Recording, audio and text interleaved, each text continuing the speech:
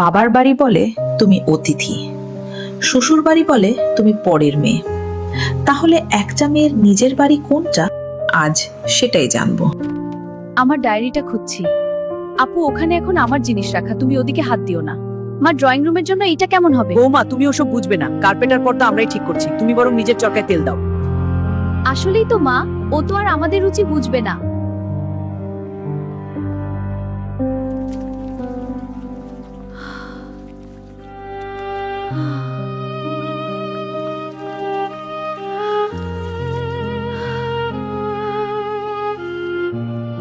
উফ, রাত বিরাতে এসব ড্রামা শুরু করো না তো।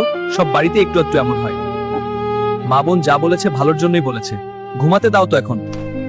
বাবার বাড়ির সেই ছোট ঘরটা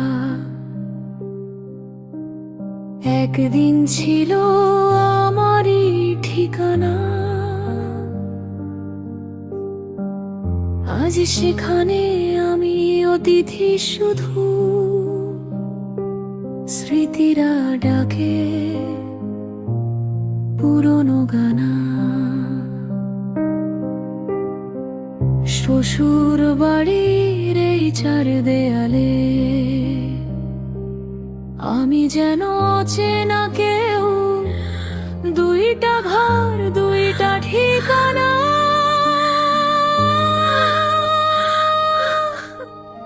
তবু কেন নিজের নয় কিছুই আর, বলতো কেউ মেরে নিজের বাড়ি কোথায় আয়। বাবার ঘর আজ পরের হয়ে যায়, শ্বশুর বাড়ি তবু আপন হয়